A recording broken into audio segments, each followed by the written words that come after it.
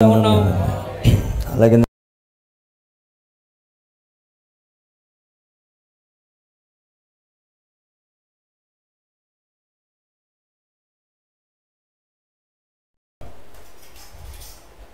జకరియా గ్రంథం 4వ అధ్యాయము సౌండ్ కొంచెం పెంచినట్లయితే పాత నిబంధన జకరియా గ్రంథము 4వ అధ్యాయము మొదటి వచనం నుండి దేవుని యొక్క వాక్యం చదువుకుందాం.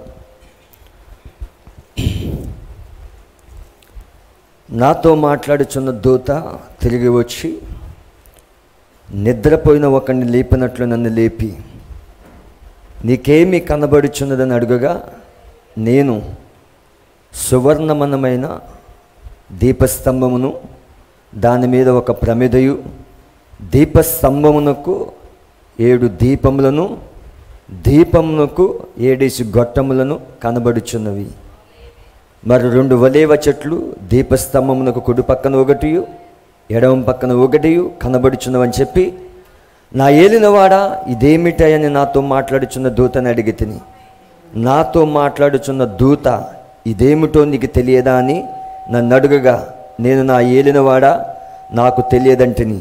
అప్పుడు అతడు నాతో ఇట్లనెను, జెరుబ్బాబెలునకు ప్రత్యక్షమగు యెహోవా వాక్కు ఇదే, శక్తి చేతనైనను బలము చేతనైనను కాక నా ఆత్మ చేతనే ఇది జరుగునని సైన్యములకు అధిపతి యెహోవా సెలవిచ్చెను. గొప్ప పర్వతమా జెరుబ్బాబెలును అడ్డగించుటకు నువ్వేమాత్రపు దానవు, నువ్వు చదును మగుదువు, కృప కలుగునుగాక కృప కలుగునుగాక అని జనులు కేకలు వేయగా అతడు పైరాయి తీసుకుని పెట్టించును. దేవుడి యొక్క వాక్యం దీవించుగాక. మరొక లేఖన భాగం ప్రకటన గ్రంథం 21వ అధ్యాయం. కొంచెం సౌండ్ సెట్ చేసినట్లయితే 21వ అధ్యాయము 9వ వచనం. అంతటా ఆ కడపటి 7 తెగులతో నిండిన 7 పాత్రలను పట్టుకున్న 7 దూతలు ఒకడు వచ్చి, ఇటు రమ్ము, పెండ్లి కుమార్తెను అనగా గొర్రెపిల్ల యొక్క భార్యను నీకు చూపదనని నాతో చెప్పి, ఆత్మవశుడైన నన్ను ఎత్తైన గొప్ప పర్వతం మీద కొనిపోయి, యెరూషలేము పరిశుద్ధ పట్టణం దేవుని మహిమ గలదై పరలోకమందున్న దేవుని వద్ద నుండి దిగివచ్చుట నాకు చూపెను. దేవుడి యొక్క వాక్యం దీవించుగాక. ప్రార్థించుకుందాం. పరిశుద్ధుడా, మహోన్నతుడా, సర్వశక్తిమంతుడా, నీకు వందనములు. ఈ ఉదయకాల సమయంలో తప్పిపోయి నీ సన్నిధికి వచ్చాము. ఈ ఉదయం మాతో మాట్లాడు ప్రభువా. నీ ప్రసన్నత, నీ సన్నిధి ఇక్కడ ఉన్నదని నమ్ముతున్నాము. ఎన్నడూ నీ సన్నిధి తప్పిపోదు ప్రభువా. నిశ్చయంగా బలిసిన దూతకి ఇక్కడ ఉన్నావని నమ్ముతున్నాను. మరి రంగం పైన నువ్వు నిలబడ్డావని నమ్ముతున్నాను. చదవబడిన లేఖనంలో నుండి మాతో మాట్లాడబడి ప్రార్థిస్తున్నాను. తప్పక నీ అభిషేకంతో ప్రభువా ఇక్కడ నీ మాటలు వచ్చిన గాక ప్రభువా. నిశ్చయంగా నీవే మాట్లాడబడి ప్రార్థిస్తున్నాను. నిశ్చయంగా ప్రభు ఇక్కడ ఉన్న మరి దేవా వినుచున్న వీరి యొక్క హృదయాలు తెరవమని ప్రార్థిస్తున్నాను. మా హృదయాలు సున్నతపరచు ప్రభువా. నిశ్చయంగా నీ సన్నిధి మరి ఇక్కడ మరి దేవ అగ్నిస్తంభం గాను మేఘస్తంభం గాను ఇక్కడ కదలానట్లుగా సాయం చేయడు ప్రభువా. తప్పక బలపరచమని దేవా.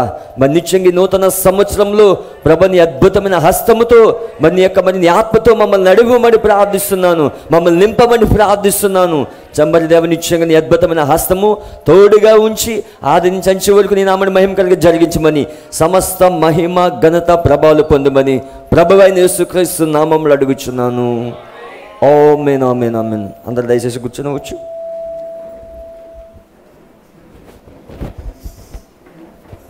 సౌండ్ కొంచెం అది సౌండ్ వస్తుంది, ఒకసారి చూడండి. దేవుని నామానికి మహిమ కలిగిన గాక. Praise the lord.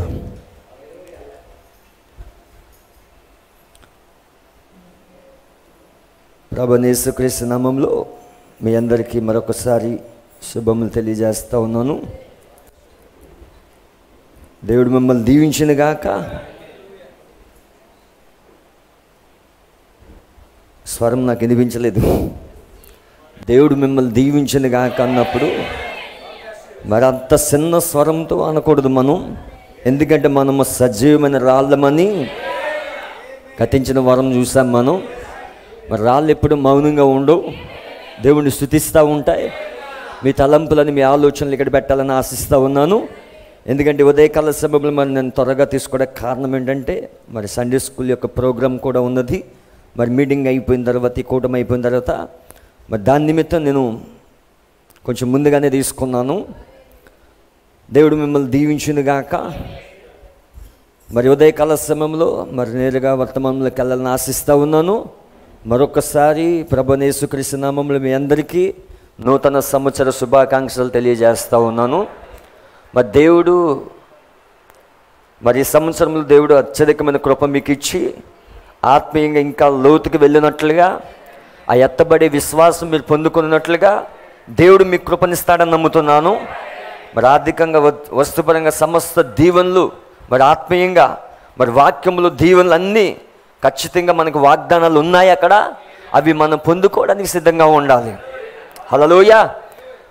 స్వరం నాకు వినిపించట్లేదు. దేవుడు నామమున మహిమ కలుగును గాక. రాత్రి అందరూ దీవించబడ్డారని నమ్ముతున్నాను. ఎందుకంటే అబ్రహాము ఏ విధంగా మరి అబ్రహాంకి 200 పరీక్ష దేవుడు అబ్రహాంకి ఇచ్చాడు, ఇప్పుడు అదే పరీక్ష రాజసంతానమైన మనకి, రాజసంతానం ఎవరు కాదు, వధువై ఉన్నది. మరి మనకు కూడా దేవుడు 200 పరీక్షను ఇచ్చాడు. ఇప్పుడు ఈ 200 పరీక్షలోనే మనము ఆ పరీక్షల్లో విజయం సాధించినప్పుడు దేవుడు ఏదైతే వాగ్దానం ఇచ్చాడో ఆ వాగ్దాన దేశం స్వాస్థ్యంలోకి మనం వెళ్ళిపోబోతున్నాం. హల్లెలూయా. నిజంగా మీరు దీవించబడ్డారని నమ్ముతున్నాను. మరి రాత్రి వర్తమానం బట్టి నేను కూడా దీవించబడ్డాను. ఎందుకంటే దేవుడు పర్యాయం వెంబడి పర్యాయమైన పరీక్షలు పెడతా ఉన్నాడు. ఎందుకు అలా పరీక్షిస్తూ ఉన్నాడంటే, పరీక్ష లేకుండా, శోధన లేకుండా మనలో ఉన్న గుణలక్షణం బయటకు రాదు. ఎందుకంటే ఆయన తన కుమారులను పిలిచినప్పుడు ఆయన శోధిస్తాడు, ఆయన పరీక్షిస్తాడు. ఆయన ఆ పరీక్షల్లో ఆ శోధించబడినప్పుడు మరి ఏ స్థానం అయితే ఆ కుమార్తెలకు పెట్టాడో ఆ స్థానములోకి తీసుకురావడానికే ఈ పరీక్షలు అయి ఉన్నాయి. హల్లెలూయా. మరి వర్తమానం మీకు స్పష్టంగా అర్థమైందని నమ్ముతున్నాను. మరి ఉదయకాల సమయంలో మరలా నేరుగా నేను 7 సీల్స్కి వెళ్తూ ఉన్నాను. మరి ఇది 8వ పాట, 8th పార్ట్, 8వ పార్ట్. ఇది మనమున్నది కూడా 8th డే. హల్లెలూయా. వారంలో మొదటి రోజు 8th డే. హల్లెలూయా. దేవుడు మనతో మాట్లాడతాడని నమ్ముతున్నాను. మరి చాలా జాగ్రత్తగా వినండి. చక్కగా అందరూ సంతోషంగా ఉండండి. ఎవరి నిరాశలో ఉండొద్దు. దేవుడిని స్తుతించండి, దేవుని గణపరచండి. మరి దేవుని స్తుతిస్తూ ఉండండి. మరి పూర్తిగా వాక్యం పైన మీ కాన్సన్ట్రేషన్ పెట్టండి. హల్లెలూయా. చూడండి, యొక్క 7 ముద్రలు 8వ పాటలో సామాన్యత మీద నేను బోధిస్తూ ఉన్నాను. అయితే ఇంకా సామాన్యతలోకి, ఆ వర్తమానంలోకి నేను వెళ్ళలేదు. దేవుడు తను తాను సామాన్యతలో మరుగు చేసుకొనెను. అయితే దాన్ని స్టార్ట్ చేసేటప్పుడు మందిరం యొక్క పునాది, అలాగే మూలరాయి, అలాగే తలరాయి, దీని మీద నేను తీసుకొస్తా ఉన్నాను. మరి లాస్ట్ వీక్ మనం చాలా విషయాలు చూసాం. మరి కార్నర్ స్టోన్ మీద మాట్లాడాను నేను, ఆ యొక్క మూలరాయి మీద మాట్లాడాను. మరి రాయి అనగా మరి మనం చూసినట్లయితే సజీవమైన రాయి. సజీవమైన రాయికి, రాయిలు ఏముంటుందంటే నీళ్ళు ఉన్నాయని చెప్పాను. ఆ బండలోంచి నీళ్ళు వచ్చాయి. అలాగే ఆ బండలో నీళ్ళు మాత్రమే కాదు, నూనె కూడా ఉన్నదని చెప్పాను. హల్లెలూయా. మరి నీళ్ళు ఉన్నాయి, అలాగే నీళ్ళు వాక్యానికి సాదృశ్యము. మరి అలాగే ఆ యొక్క నూనె పరిశుద్ధాత్మక సాదృశ్యం. ఇప్పుడు ఆ సజీవమైన రాళ్ళు ఎవరో కాదు కానీ మనమై ఉన్నాము. ఇప్పుడు సజీవమైన రాళ్ళుగా దేవుడు మనల్ని చేస్తున్నాడు. ఇప్పుడు దేవుడు ఆత్మ సంబంధమైన మందిరాన్ని కడతా ఉన్నాడు ఇప్పుడు ఆయన. అయితే ఇంకొంచెం ముందుకు నేను తీసుకెళ్తాను దీన్ని. అందరూ చాలా జాగ్రత్తగా వినండి. మరి చక్కగా వినమని మీకు తెలియజేస్తూ ఉన్నాను. ఇంకొంచెం లోతుగా తీసుకెళ్ళాలని ఆశపడతా ఉన్నాను. అయితే చూడండి, సొలొమోను దేవాలయం కట్టినప్పుడు మరి అక్కడ ఆయా దేశాల్లో రాళ్ళు చెక్కబడ్డాయని, ఆయా దేశాల్లో రాళ్ళు చెక్కబడినప్పుడు అవి మందిరం యొక్క స్థలానికి తీసుకొచ్చినప్పుడు మరి సైలెన్స్లో అవి ఆ మందిరం కట్టబడిందని మనం చూస్తాము. అయితే మనం చూస్తున్నట్లయితే మరి దానిలోకి వెళ్ళే ముందుగా ఎప్పుడైనా సరే ప్రత్యక్షత అనేది ఎప్పుడు వస్తుందంటే నువ్వు ఒంటరిగా ప్రార్థిస్తున్నప్పుడు, నువ్వు ఒంటరిగా దేవునితో గడుపుతున్నప్పుడు దేవుడు తన లేఖనాలను ధరిస్తూ ఉంటాడు. హల్లెలూయా. అందుకే మనము ఒక విశ్వాసగా ఎప్పుడు కూడా దేవునితో ఒంటరిగా గడపటం అవసరం. ప్రత్యేకమైన ప్రార్థన గదిలో మనం గడపడం అవసరం అయి ఉన్నది అది. ఎందుకంటే ఆ యొక్క ఒంటరి సమయాల్లోనే దేవుడు తన ప్రత్యక్షత నీకు ఇస్తాడు. హల్లెలూయా. చూడండి, వాక్యం యొక్క బయలుపాటు ఎప్పుడు ఇస్తాడంటే నువ్వు ఒంటరిగా దేవునితో గడిపినప్పుడు.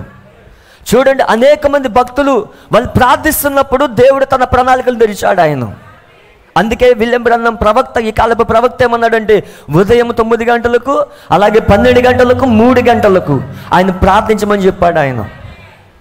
ఎందుకు ఆ సమయాలు చెప్పాడంటే ఆయన ఇజ్రాయేల్ యొక్క బలి అర్పించే సమయాలు అవి. ఆ సమయంలో దేవుడు సంథింగ్ ఏదో చేస్తాడు. ఏదైతే నీ జీవితంలో అసాధ్యముగా ఉన్నదో అది సాధ్యపరిచే దేవుడై ఉన్నాడు ఆయన. ఇంతవరకు నీ జీవితంలో జరగని కార్యాలు ఖచ్చితంగా ప్రార్థన ద్వారా నువ్వు పొందుకుంటావు. ఆ సమయాల్లో ప్రార్థించి చూడు, ఖచ్చితంగా నీ జీవితంలో ఏదో పొందుకుంటావు. ఏదైతే అసాధ్యంగా ఉండిపోయినాయో, నీ జీవితంలో అవి జరగట్లేదు అని తలంపుతో ఉండిపోయినాయో, ఆ కార్యాలన్నీ దేవుడు చేయడం ప్రారంభిస్తాడు. ప్రార్థనలో అంత శక్తి ఉన్నది. అందుకే విలియం బ్రన్హం గారు ఆ సమయాలు ఎందుకు చెప్పాడంటే దేవుడు ఆ సమయాల్లో మరి ఇజ్రాయేల్ బలర్పించే సమయాలు అవి. మరి ఆ సమయాల్లోనే మరి పేతురు ప్రార్థిస్తున్నప్పుడు, హల్లెలూయా, ఆ 3 గంటల సమయంలో పేతురు ప్రార్థిస్తున్నప్పుడు ఆ దేవాలయం దగ్గర ఆ యొక్క కుంటివాడిని స్వస్థత కలిగింది అక్కడ. మరి పేతురు ఆ మధ్యాహ్న సమయంలో ప్రార్థిస్తూ ఉన్నప్పుడు కొర్నేలు ఇంటి వద్దకు మరి అక్కడ దేవుడు దూత వచ్చి మరి కొర్నేలుతో మాట్లాడుతున్నప్పుడు, కొర్నేలు కూడా ప్రార్థిస్తూ ఉన్నప్పుడు కొర్నేలు దూత వచ్చింది అక్కడికి. అదే సమయంలో పేతురు దగ్గర కూడా దూత వచ్చింది. పేతురు దగ్గర దూత వచ్చినప్పుడు ఒక దుప్పటి చూపించబడింది. అందులో మరి యొక్క జంతువులు చూపించబడ్డాయి. అవి అపవిత్రం అనుకున్నాడు. పేతురికి చెప్పబడింది అక్కడ, ఇదిగో అన్యజనులు కూడా నేను ప్రేమిస్తా ఉన్నాను. మరి దేవుడు అందరినీ ప్రేమిస్తా ఉన్నాడని చెప్పి ఇప్పుడు యూదుల యొద్ద నుంచి ఆ యొక్క అన్యజనులకు సువార్త ప్రారంభమైంది అక్కడ. ఏ సమయాల్లో ప్రార్థిస్తున్నప్పుడు ఈ కార్యాలు జరిగాయంటే ఉదయం 9, 12, 3 గంటల సమయాల్లో వాళ్ళు ప్రార్థిస్తున్నప్పుడు దేవుడు కార్యాలు చేసుకుంటూ వస్తూ ఉన్నాడు. అందుకే దానియేలు కూడా ప్రార్థిస్తూ ఉన్నప్పుడు, దానియేలు కూడా దేవుని సన్నిధిలో ప్రార్థిస్తూ ఉన్నాడు. ఎందుకంటే ఉపవాసం ఉండి ప్రార్థిస్తూ ఉన్నాడు. అనేక దినాలు ఆహారం తినకుండా ఉండడం ప్రార్థిస్తూ ఉన్నాడు. తనకిష్టమైన ఆహార పదార్థాలు మానేస్తానని దానియేలు చెప్తా ఉన్నాడు. దానియేలు ప్రార్థిస్తూ ఉన్నప్పుడు గాబ్రియేలు అనే మనుషుడు వచ్చాడు అక్కడికి. గాబ్రియేలు దూత వచ్చాడు అక్కడికి. మొత్తం ప్రణాళిక అంతా బయలుపరచబడింది. అలాగే ఏలియా ప్రార్థిస్తున్నప్పుడు ఆ మధ్యాహ్న కాల సమయంలో దేవుని అగ్ని దిగి వచ్చింది అక్కడ. హల్లెలూయా. దేవుని నామమున మహిమ కలుగును గాక. అవి ప్రార్థించే సమయాలలో దేవుడు ఖచ్చితంగా ఏదో కార్యాలు చేస్తాడు ఆయన. అందుకే స్త్రీలకు చెప్తా ఉన్నాను, మీ యొక్క సమయాల్లో ఆ యొక్క మరి మీ ఇంటి దగ్గర ఉండే సమయాల్లో ఖచ్చితంగా సమయాల్లో ప్రార్థించండి. దేవుడు ఖచ్చితంగా మీ జీవితాల్లో కార్యాలు చేస్తాడు ఆయన. దేవుడికి అసాధ్యమైనది ఏదీ లేదు. అదే సమయంలో నువ్వు ప్రార్థిస్తున్నప్పుడు తన వాక్యాన్ని ధరిస్తూ ఉంటాడు ఆయన. మీరు అనుకోవచ్చు, ఈ ప్రత్యక్షం నాకు అర్థం కావట్లేదు, ఈ యొక్క వర్తమానం నాకు అర్థం కావట్లేదు. వెళ్ళి మోకరించి ప్రార్థించినప్పుడు దేవుడు తన లేఖనాలు ధరిస్తూ ఉంటాడు, తన లేఖనాలు విప్పుతూ ఉంటాడు. నువ్వు అలా ప్రార్థించి చూడు, ఇంతకు ముందు కంటే ఎక్కువ ప్రత్యక్షత పొందుకుంటావు. ఇంతకు ముందున్న బయలుపాటు కంటే ఎక్కువ బయలుపాటు నీకు వస్తూ ఉంటుంది. ఎందుకు? ప్రార్థనలో అంత శక్తి ఉన్నది. దేవుడు నీకు వాక్యం తెరవడం ప్రారంభిస్తాడు. హల్లెలూయా. అయితే మీరు గమనించిన ప్రార్థన ఖచ్చితంగా ప్రార్థించండి. ఆ సమయాల్లో మీరు ఇంటి దగ్గర ఉన్నప్పుడు ఖచ్చితంగా మోకరించి ప్రార్థించినప్పుడు దేవుడు మిమ్మల్ని దీవిస్తాడు, ఆయన మిమ్మల్ని ఆశీర్వదిస్తాడు ఆయన. హల్లెలూయా. అందుకే మనం గమనించినట్లయితే ఇక్కడ మందిరం యొక్క పునాది, మూలరాయి మరియు తలరాయి. నేను రాళ్ళ కోసం మాట్లాడాను, సజీవమైన రాళ్ళ నిమిత్తం. మనమందరూ సజీవమైన రాళ్ళమై ఉన్నామా లేదా? హల్లెలూయా. ఆత్మ సంబంధమైన సజీవమైన రాళ్ళమై ఉన్నాం మనం. అందుకే రాళ్ళు ఎప్పుడు మౌనంగా ఉండవు, రాళ్ళు ఎప్పుడు కేకలేస్తూ ఉంటాయి. దేవుని నామమున మహిమ కలుగును గాక. అయితే చూడండి, రాళ్ళు అనేవి ఎక్కడ ఉన్నాయి? అసలు ఆదిలోకి మనం వెళ్తే మనం చూస్తున్నట్లయితే ఒక లేఖనం తీసుకుని నేను ముందుకెళ్ళాలని ఆశపడుతూ ఉన్నాను. మత్తయి సువార్త 4వ అధ్యాయము. అందరు ఇక్కడే ఉన్నారా? మత్తయి సువార్త 4వ అధ్యాయం. అందరూ పరిశుద్ధ గ్రంథం తీయండి. అప్పుడు యేసు అపవాది చేత శోధించబడుటకు ఆత్మ వలన అరణ్యమునకు కొనిపోబడెను. 40 దినములు 40 రాత్రులు ఉపవాసముండిన పిమ్మట ఆయన ఆకలి కొనగా ఆ శోధకుడు ఆయన వద్దకు వచ్చి, నీవు దేవుని కుమారుడవైతే ఈ రాళ్ళు రొట్టెలగునట్లు ఆజ్ఞాపించమనెను. అందుకైన మనుష్యుడు రొట్టె వలన మాత్రమే కాదు కానీ దేవుని నోట నుండి వచ్చి ప్రతి మాట వలన జీవించునని రాయబడి ఉన్నదని నేను.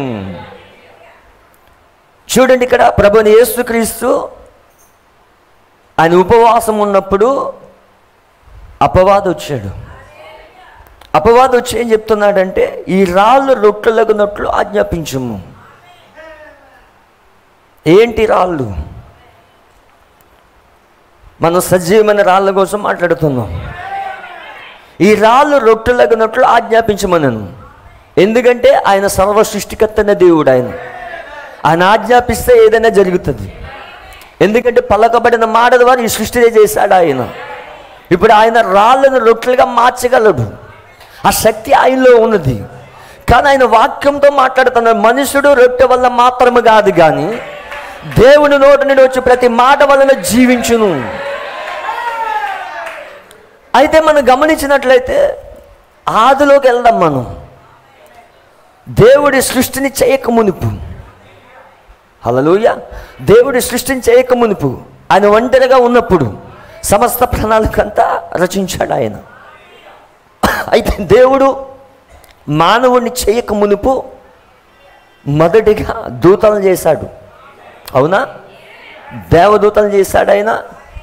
మరి అందులో ప్రాముఖ్యమైన దూతలు ఎవరంటే గబ్రియెల్ దూత, మికాయేల్ దూత, అలాగే లూసిఫర్. ఈ 3 దూతలు చేశాడు ఆయన. ఇందులో మనం చూస్తున్నట్లయితే గబ్రియెల్ దూత మరి వర్తమానాన్ని మోసుకొని పోతాడు, వర్తమానాన్ని తీసుకెళ్తాడు.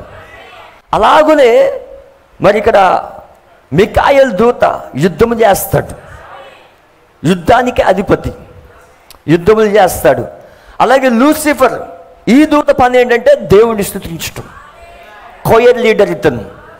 అయితే ఈ దూతల యుగంలోనే మరి ఇక్కడ మనం గమనించినట్లయితే హెజ్కేలు గ్రంథంలో హెజ్కేలు ప్రవక్త ఎక్కడికి వెళ్ళాడంటే ఆ దేవదూతల కాలంలోకి వెళ్ళి రాస్తున్నాడు.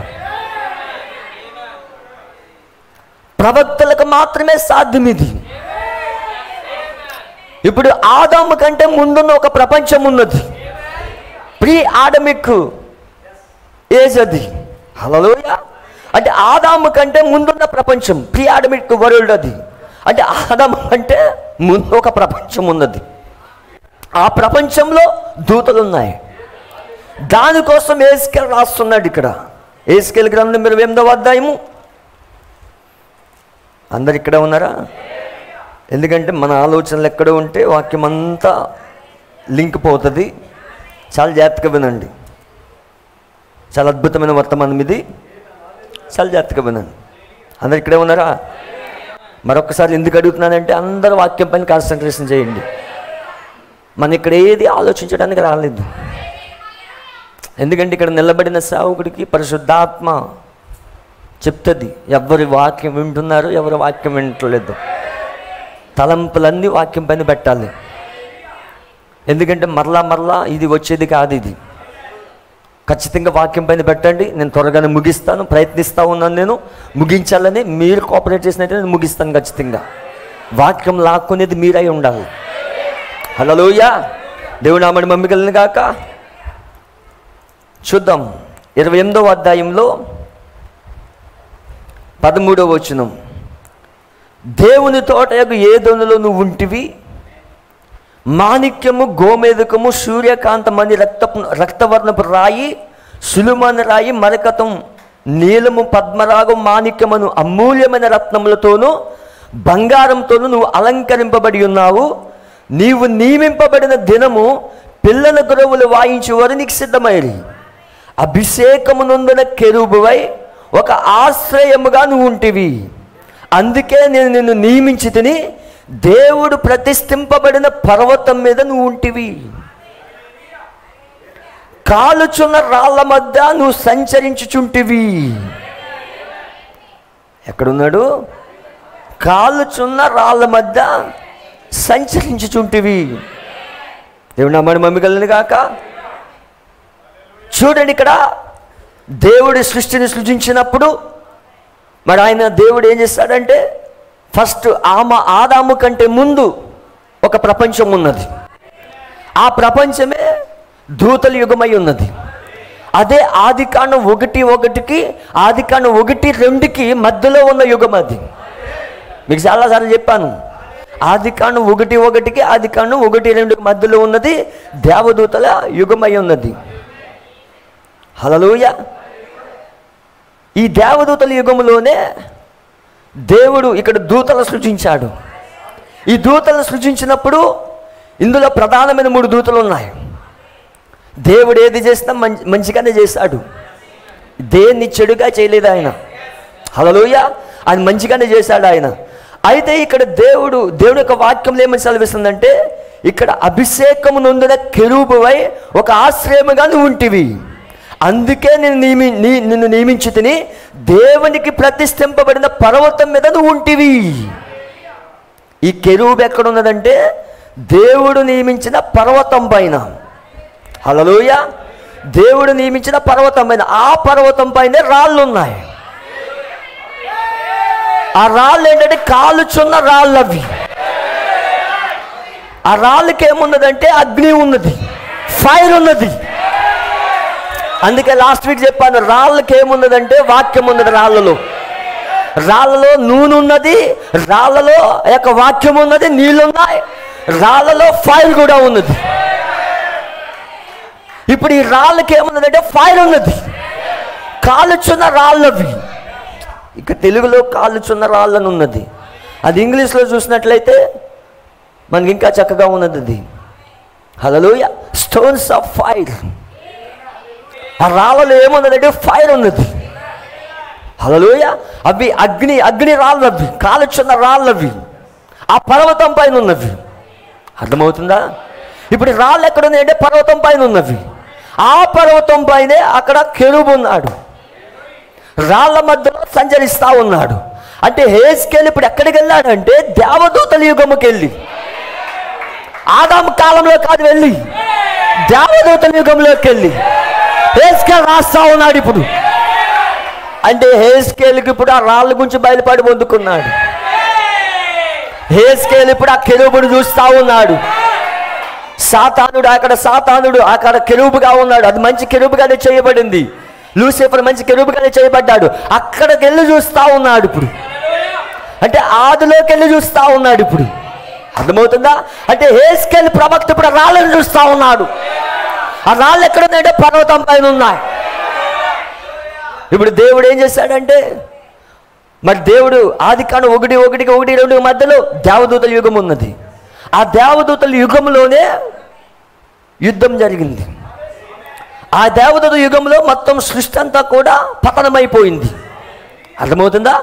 చూడండి, అక్కడ జరిగిన యుద్ధం ఎక్కడ ప్రారంభమైందంటే పరలోకంలో ప్రారంభమైంది. మరి యుద్ధం ఎక్కడ ముగిస్తా ఉన్నదంటే భూమిపైన ముగిస్తా ఉన్నది. యుద్ధం పరలోకంలో ప్రారంభమైంది, ఇప్పుడు భూమిపైన ముగిస్తా ఉన్నది. హల్లెలూయా. యుద్ధము చూడండి, ఇక్కడ యుద్ధం ఎలా ప్రారంభమైందంటే అపవాది ద్వారా ప్రారంభమైంది, లూసిఫర్ ద్వారా ప్రారంభమైంది.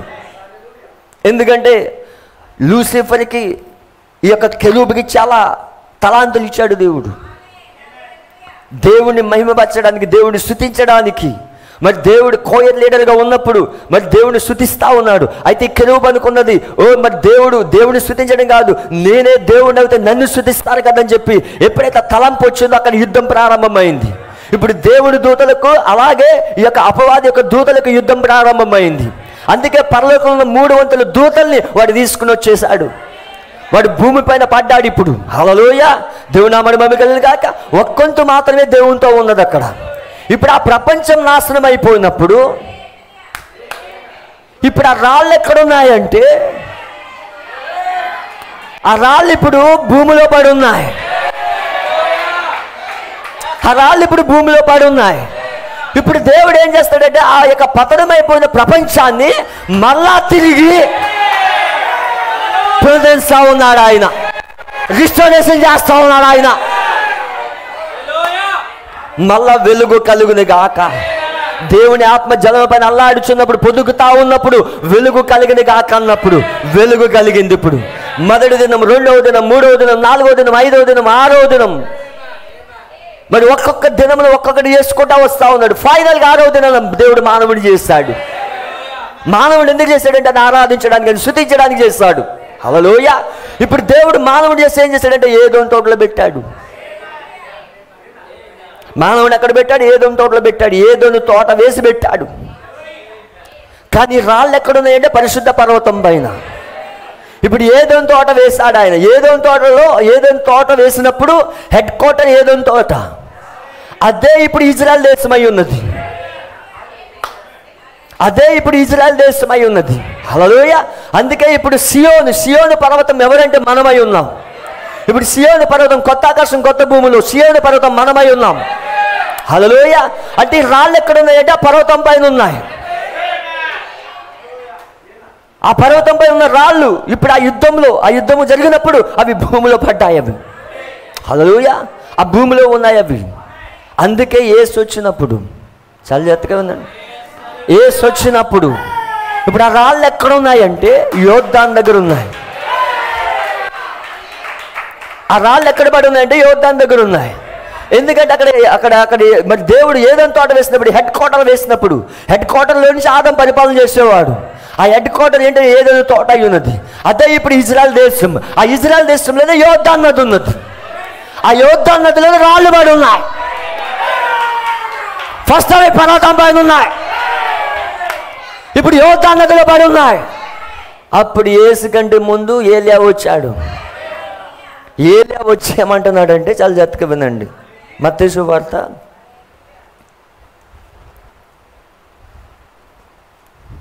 3వ అధ్యాయం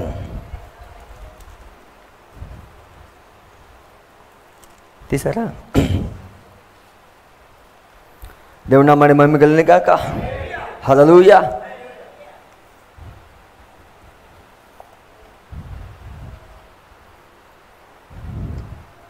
చాలా జాగ్రత్తగా ఉందండి.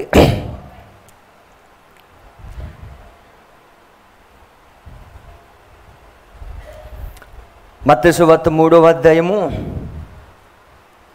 మీరు తీసినట్లయితే 8వ వచనం, అబ్రహాము మాకు తండ్రి అని మీలో మీరు చెప్పుకొన తలంచవద్దు.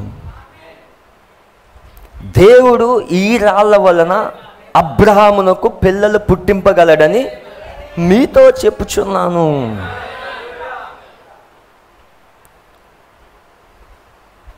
దేవుడు ఈ రాళ్ళ వలన అబ్రహామునకు పిల్లలు పుట్టింపగలడు.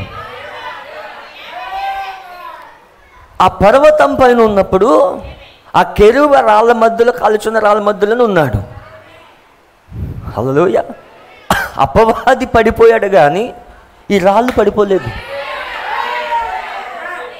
అపవాది పడిపోయాడు కానీ ఆ కెరూబు పడిపోయింది కానీ ఈ రాళ్ళు పడిపోలేదు.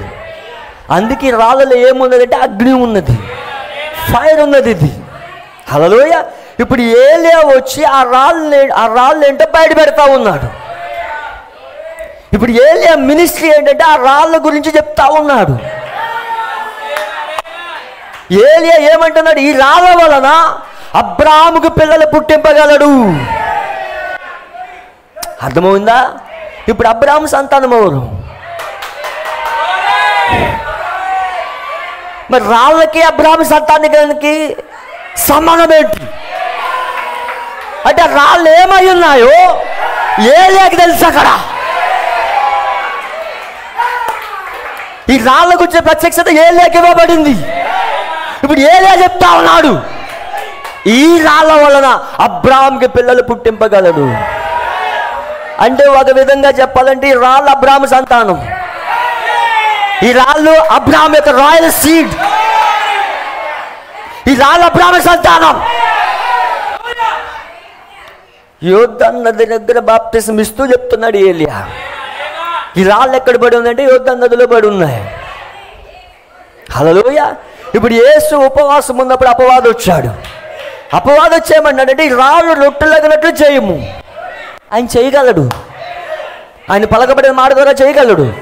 కానీ ఆ రాళ్ళు రొట్టెలగితే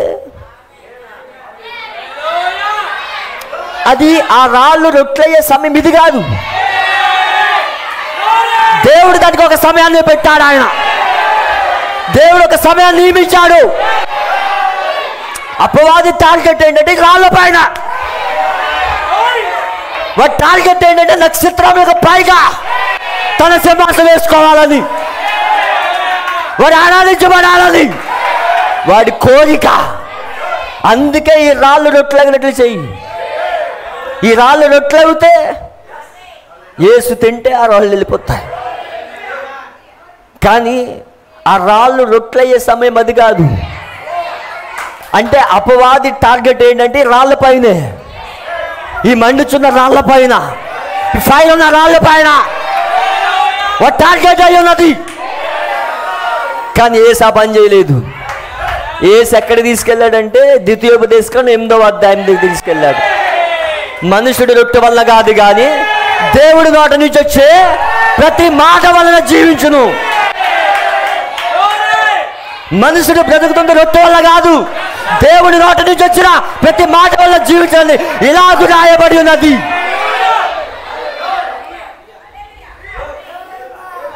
అపవాదికి వాక్యం బాగా తెలుసు. హల్లెలూయా. అపవాదికి వాక్యం బాగా తెలుసు. వాడు వాక్యాన్ని టార్గెట్ చేస్తూ ఉన్నాడు. ఆయన వాక్యంతో దాన్ని ఎదిరిస్తూ ఉన్నాడు. హల్లెలూయా. చూడండి, రాళ్ళు మనం గమనించినట్లయితే దేవుని పర్వతం పైన ఉన్నాయి. అవి యోర్దానులో పడి ఉన్నాయి. హల్లెలూయా. అదే ఆ ఏదోను తోటే ఇప్పుడు ఇజ్రాయెల్ అయి ఉన్నది.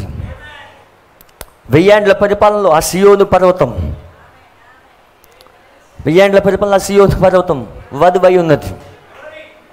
హల్లెలూయా. అంటే ఇప్పుడు ఎక్కడి నుంచి ఎక్కడికి వస్తున్నామంటే దేవదూతల యుగంలో నుండి మనం ఉన్నాం. ఆ పర్వతం పైన ఉన్నాం మనం. ఇంకా చూసుకుంటే దేవుని యొక్క మనసులో ఉన్నాం. జగత్తు పునాది వేయబడక మునిపే, లోక పునాది వేయబడక మునిపే దేవుని యొక్క మనసులో ఉన్నాం. నువ్వు ఇప్పటి వాడు కాదు, దేవుని యొక్క ఆలోచనలో నుండి వచ్చావు. ఈ రాళ్ళు దేవుని యొక్క ఆలోచనలో నుండి వచ్చాయి. ఈ రాళ్ళు ఏడో కాదు, దేవుని యొక్క గుణ లక్షణాలు అయి ఉన్నాయి. దేవుని యొక్క గుణ లక్షణాలు బయలుపరిచేవి రాళ్ళు అయి ఉన్నాయి. యేసుకు బాగా తెలుసు ఈ రాళ్ళు నాలో నుంచి వచ్చాయని. అందుకే రొట్టెలగునట్లు ఆయన ఆజ్ఞాపించలేదు. ఈ రాళ్ళు ఆల్రెడీ ఆయనలో నుండి వచ్చాయి. ఆయనలో భాగమై ఉన్నాయి ఈ రాళ్ళు. హల్లెలూయా. దేవుని నామమున మహిమ కలుగును గాక. ఈ రాళ్ళు ఆయనలో భాగమై ఉన్నాయి. చాలా జాగ్రత్తగా వినండి.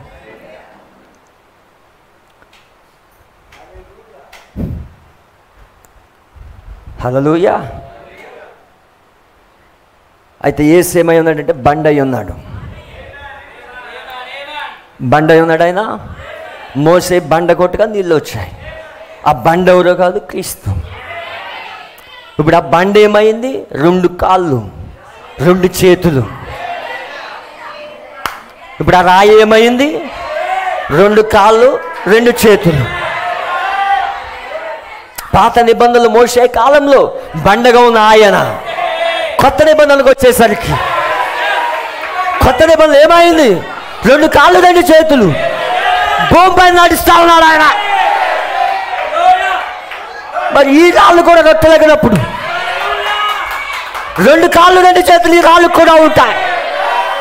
ఇవి కూడా భూమిపైన నడవబోతా ఉన్నాయి. హల్లెలూయా. దేవుని నామమున మహిమ కలుగును గాక. కానీ రాళ్ళు రొట్టెలగినట్లు చేస్తాడు యేసు. అది ఇప్పుడు కాదు, ఒక సమయం నియమించాడు, ఒక కాలం నియమించాడు. ఆ కాలంలో ఈ రాళ్ళు ఖచ్చితంగా రొట్టెలు అవుతాయి. అందుకే ఈ రాళ్ళు కేకలేకపోతే, మీరు కేకలేకపోతే ఈ రాళ్ళు కేకలేస్తా అన్నారు. నడలేదా? హల్లెలూయా. శాస్త్రుల పరిసయ్యులతో ఈ రాళ్ళు మీరు కేకలేకపోతే ఈ రాళ్ళు కేకలేస్తాయి. ఇప్పుడు వేస్తున్నాయా లేదా? ఈ రాళ్ళు ఏంటి? అబ్రాహాము సంతానం. ఏలేవో ఏం చెప్పాడు? ఈ రాళ్ళ అబ్రాహాము సంతానం, ఇది రాయలసీమ ఉన్నది.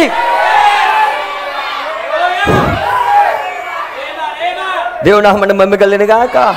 హల్లెలూయా. అబ్రాహాము సంతానం ఇది. యోర్దాను నది వద్ద ఉన్నాం మనం. హల్లెలూయా. అందుకే యెహోషువ కాలంలో యోర్దాను దాటినప్పుడు, చాలా జాగ్రత్తగా వినండి, యెహోషువ కాలంలో యోర్దాను దాటినప్పుడు ఇక్కడ యోర్దాను దాటుతూ ఉన్నారు. యెహోషువ గ్రంథం 3వ అధ్యాయం, చాలా జాగ్రత్తగా వినండి.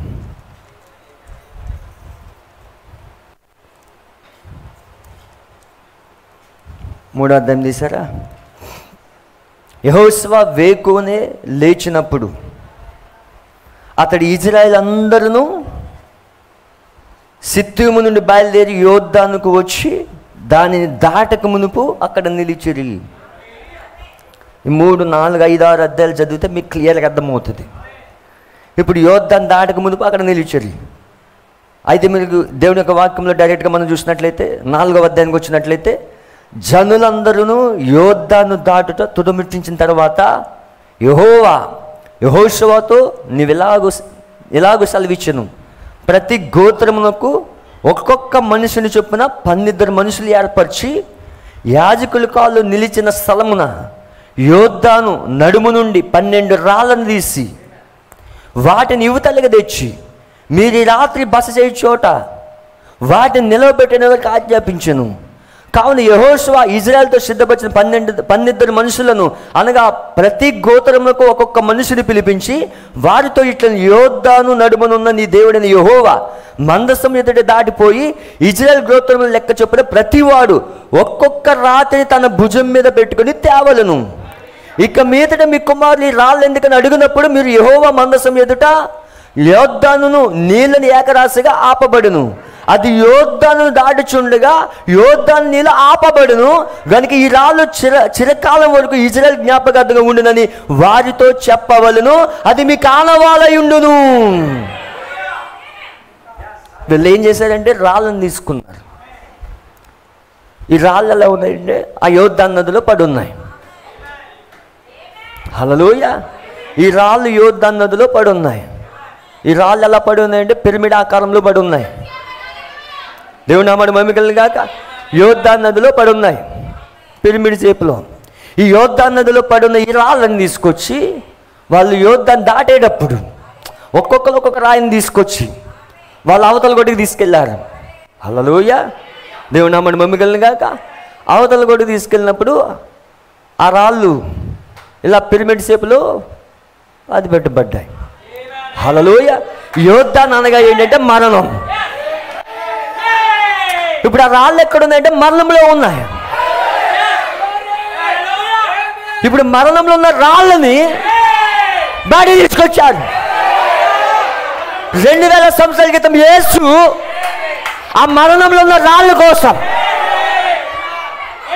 మనమందరం మరణముకు పాత్రమా కాదా? మనందరము మరణముకు పాత్ర, పాపం వల్ల వచ్చిన జీతం మరణం. మరణానికి పాత్రలైన మనల్ని ఆయన యోర్దాను నదిలోకి వచ్చి ఈ రాళ్ళ కోసం మరణంలోకి వచ్చి మరణంలో నుంచి జీవంలోకి ఈ రాళ్ళని తీసుకొచ్చాడు ఆయన. హల్లెలూయా. అదే ఈ 2 పిరమిడ్ల కలయికే దావీదు నక్షత్రం. దేవుని నామమున మహిమ కలుగును గాక. ఈ 2 పిరమిడ్ల యొక్క కలయికే దావీదు నక్షత్రం. అర్థమైందా? హల్లెలూయా. ఇప్పుడు ఆయన వధువులో కొబ్బరించుకుంటా ఉన్నాడు. దావీదు నక్షత్రం ఎవరిలో కాదు, అది మనది. దావీదు నక్షత్రం మనదై ఉన్నది అది. ఇప్పుడు ఆ పిరమిడ్ల యొక్క తలరాయిగా దిగువచ్చి ఆ యొక్క వధువులో కొమ్మరించుకుంటా ఉన్నాడు ఆయన. 2 పిరమిడ్ల కలయిక. హల్లెలూయా. అదే వివాహమై ఉన్నది. వివాహం చేయబడ్డామా లేదా మనం? హల్లెలూయా. ఇప్పుడు యోర్దాను నది దగ్గర రాళ్ళు పడి ఉన్నాయి. హల్లెలూయా. అర్థమైందా? కొంచెం ముందుకు తీసుకెళ్తాను. ఇప్పుడు చాలా అద్భుతంగా ఉంటుంది. కొంచెం ముందుకు తీసుకెళ్తాను. చాలా జాగ్రత్తగా వినండి. గుడ్డి బత్తలమైన మెసేజ్లో 1960 July 13.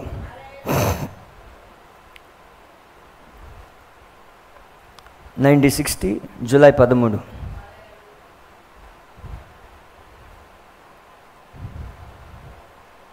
Good Bartholomew, paragraph number 52. చాలా జాగ్రత్తగా వినండి. 52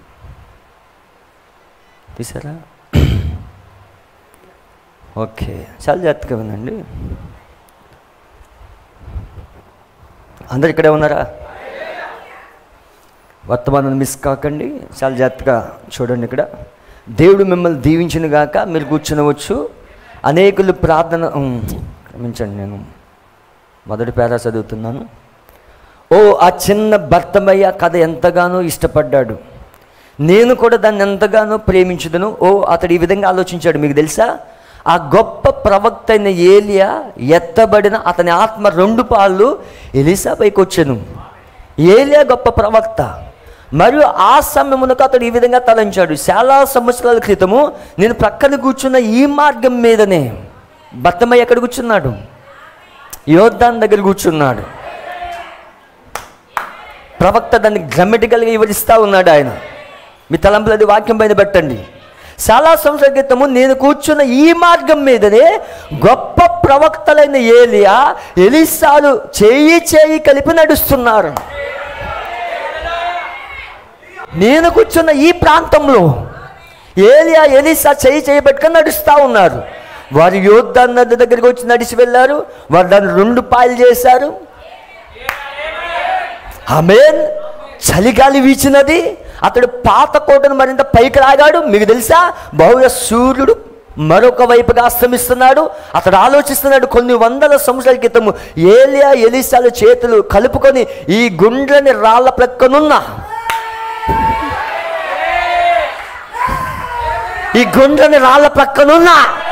బాటలో నడిచి వెళ్ళారు. ఏంట రాళ్ళు? గుడ్డి బత్తలేమై కూడా రాళ్ళు చూశాడు. యోర్దాను నదిలో పడిన రాళ్ళు చూశాడు. ఏలియా, ఎలీసా పక్కన నడిచి వెళ్తా ఉన్నారు. ఏలియా దుప్పటి తీసి యోర్దాను కొట్టాడు. యోర్దాను 2గా చీలినది. ఎలీసా దుప్పటి తీసుకుని దాన్ని కొట్టినప్పుడు అది 2గా చీలినది. అప్పుడు అతడు తిరిగి వచ్చాడు. ఈ సమయంలో భర్తమై బిగ్గరగా తనలో తాను మాట్లాడుకుని నేను వినుచున్నాను, ఒకవేళ నేను ఆ సమయంలో అక్కడ కూర్చుని ఉంటే, ఒకవేళ ఆ సమయంలో నేను అక్కడ కూర్చుని ఉంటే నేను వీధుల్లో పరిగెత్తుతూ, గొప్ప దేవుని ప్రవక్తలారా నా కొరకు ప్రార్థించండి. బత్తలోమయి అక్కడ యోర్దాను చీలడము, ఏలియా, ఎలీసాలు నడవడము, ఇదంతా చూస్తే నాకు ఎలా అనిపిస్తుంది అంటే, హల్లెలూయా, వీధుల్లో పరిగెత్తుతూ గొప్ప దేవుని ప్రవక్తలారా నా కొరకు ప్రార్థించండి అని అడిగేవాడిని. దేవుడు నాకు చూపేవాళ్ళని ప్రార్థించండి అని కేకలు వేసేవాడిని. వారు నా మీద చేతులు ఉంచేవారు. మళ్ళా నేను చూస్తానని నా కళ నిజమయ్యేది. నా కనుదృష్టి మళ్ళా ఇవ్వబడేది. కానీ అయ్యో, దేవాలయంలోని యాజకులు అద్భుతములు జరుగు దినాలను గతించిపోయాయని చెప్తున్నారు. ఈ యోర్దాను దగ్గరికి ఏలియా వచ్చాడు, ఎలీసా వచ్చాడు. నిజంగా వాళ్ళు చనిపోయిన బాడీని లేపారు. పిండిని వాళ్ళు అభివృద్ధి చేశారు, నూనెని అభివృద్ధి చేశారు. వాళ్ళు ఏలియా 4 అద్భుతాలు చేస్తే ఎలీసా 8 అద్భుతాలు చేశాడు. ఇలాంటి అద్భుతాలు చేసిన ప్రవక్తల కాలంలో నేనుంటే నేను ఖచ్చితంగా అడిగేవాడిని, నాకు కంటి చూపు లేదు, నేను గుడ్డివాడిగా పుట్టాను కాబట్టి నాకు కంటి చూపు దయచేయండి, నా కోసం ప్రార్థించండి. వాళ్ళు ప్రార్థిస్తున్నప్పుడు నిజంగా నాకు చూపు వచ్చేదేమో. మరి ఈనాటి యాజకులు ఏం చెప్తా ఉన్నారు? అద్భుతాలు జరిగే దినాలు అయిపోయినాయి, దేవుడు స్వస్థపరచట్లేదు. అసలు స్వస్థతే లేకపోతే పునరుద్ధానమే లేదు. హల్లెలూయా. దేవుడు నిన్న నేడు నిరంతరం ఏకరీతికున్న దేవుడు. ఆయన మానవ దేవుడు అయి ఉన్నాడు. ఆయన గుడ్డి భద్రం ఇలా తలస్తా ఉన్నాడు. మీరు సంతోషంగా ఉన్నారా? వాక్యంలో సంతోషించండి. హల్లెలూయా. అయ్యో దేవాలయంలో మా యాజకులు అద్భుతాలు జరిగే దినాలు గతించిపోయాయని చెప్పారు. ఓ అద్భుతాలు జరిగే దినములు ఎప్పుడు గతించిపోతాయో? ఏ దినమైతే అద్భుతాలు గతించిపోయాయో ఆ దినంలో దేవుడు గతించిపోయాడు. ఎందుకనగా దేవుడు అద్భుతములు జరిగించేవాడు. మన దేవుడు అద్భుతాలు చేసేవాడు. అబ్రాహాము జీవితంలో అద్భుతాలు చేశాడు. మోసే జీవితంలో అద్భుతాలు చేశాడు. ప్రతి ప్రవక్త కాలంలో అద్భుతాలు చేశాడు ఆయన. దేవుడు నిన్న నేడు నిరంతరం ఏకరీతికున్న దేవుడు. ఆయన మానవ దేవుడు. ఆయన ఈ రోజు కూడా అద్భుతాలు చేసే దేవుడు. ఆయన డినామినేషన్ చెప్తున్నట్లు, యాజకులు చెప్తున్నట్లు అద్భుతాలు జరిగే దినాలు అయిపోయింది, స్వస్థతలు జరగట్లేదు, అది అపోస్తలుతో అయిపోయింది.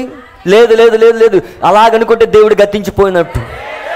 దేవుడు నిన్న నేడు నిరంతరం ఏకరీతికున్న దేవుడు. ఆయన మానవ దేవుడు అయి ఉన్నాడు. ఆయన అదే సమయంలో వీధిలో చిన్న అలజడి అతడు విన్నాడు. బహుశా అది చిన్న కంచెరి గాడిద కావచ్చును. దానికి ముందుగా ఎవరో పాదరక్షలతో నడుస్తూ ఉన్నారు. బహుశా ఒక ధనవంతుడి కావచ్చు. ఏలేనిగా అతడు కంచెరి గాడి మీద నడుస్తున్నాడు. ఈ గుడ్డుబతం ఎక్కడుందో తెలుసా? ఏలియా ఎక్కడైతే ఎత్తబడ్డాడో, ఏలియా ఎక్కడైతే సజీవంగా అగ్ని రథాల పైన వెళ్ళిపోయాడో ఆ స్థలాల్లో ఉన్నాడు ఈయన. దేవుడు నామని మమ్మగలది అక్క. ఇప్పుడు నువ్వే స్థలంలో ఉన్నావు. నువ్వే స్థలానికి వస్తా ఉన్నావు. ఇప్పుడు నీ వాగ్దాన వేటి కాలంలో దేవుడు ఒక ఎత్తబాటును వాగ్దానం చేశాడు.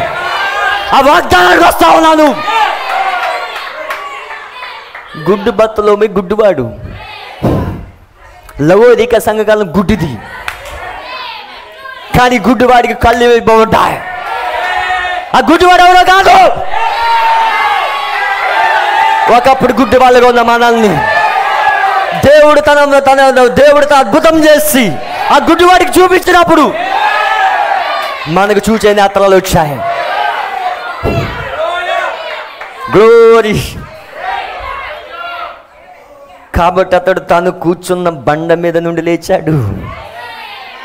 బండ మీద నుంచి లేచాడు. ఇప్పుడు అతడు అడిగాడు, అయ్యా నాకు సాయం చేయండి, నా పేరు భర్తమై, నేను గుడ్డివాడిని, నాకు ఇంటి దగ్గర ఒక చిన్న కుమార్తె భార్య ఉన్నారు, అయ్యా దయచేసి నాకు సాయం చేయండి, ఈ ఉదయం నేను ఆలస్యంగా వచ్చాను.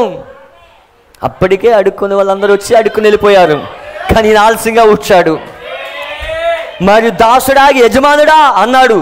మరి ఆ వ్యక్తి విధంగా చెప్పడం జరిగింది, ఓ భిక్షగాడా, నా మార్గం నుండి తొలగిపోము, నేను యాజకుడును, నేను అక్కడున్న సేవకుల సమావేశంలోకి వెళ్తా ఉన్నాను. ఈయన ఎవరంటే గొప్ప బిషప్. ఈయన సేవకుల కూటానికి వెళ్తా ఉన్నాడు, అక్కడ ప్రసంగించాలి కదా. నాకు అడ్డు తలుగు. ఈ దేశంలోనికి మతమూఢుడైన ప్రవక్త వచ్చి నేను దర్శనం చూస్తున్నాను, మరి రోగులు స్వస్థపడని చెప్పుకొనిస్తున్నాడు. ఇప్పుడు ఈయన పని ఏంటో తెలుసా? సేవకులు కూటం పెట్టాడు. ఇదిగో మన మధ్యలో ఒక ప్రవక్త అని చెప్పుకుంటున్నాడు ఒక ఆయన, అద్భుతాలు చేస్తున్నాడు, చనిపోయిన వాళ్ళు లేపుతున్నాడు.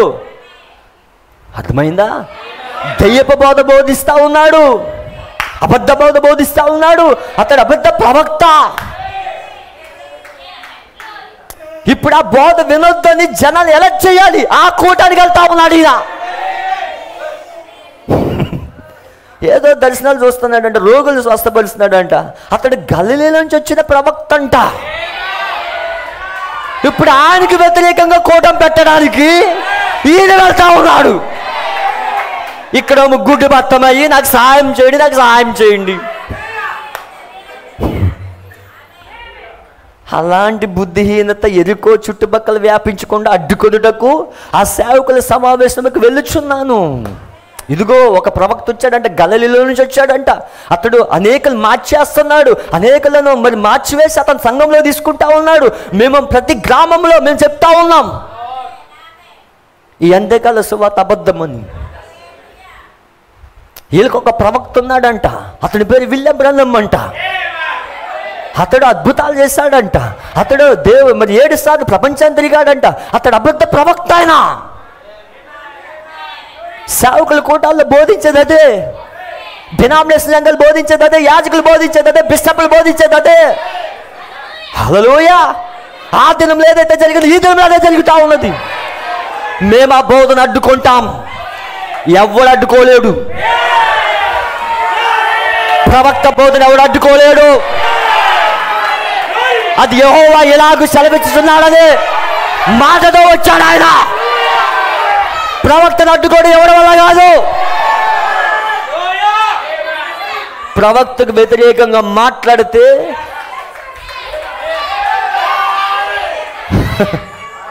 దేవుడు నిన్ను ఊరికి ఊడ్చిపెట్టడు. దేవుడు నిన్ను క్షమించడు. ఎందుకంటే ఈ కాలపు వాక్యం, ఈ కాలపు వర్తమానం 7వ దూత ద్వారా వచ్చింది. అది 7వ దూత పలుకుతున్న దినాలలో సమస్త మర్మం సమాప్తమవ్వాలి. బైబిల్ అంతా మర్మములతో ముద్రించబడింది. ఆ మర్మములు విప్పడానికి 7వ దూత వచ్చాడు. బైబిల్ నువ్వు చదువుకుంటే అర్థమైపోదు.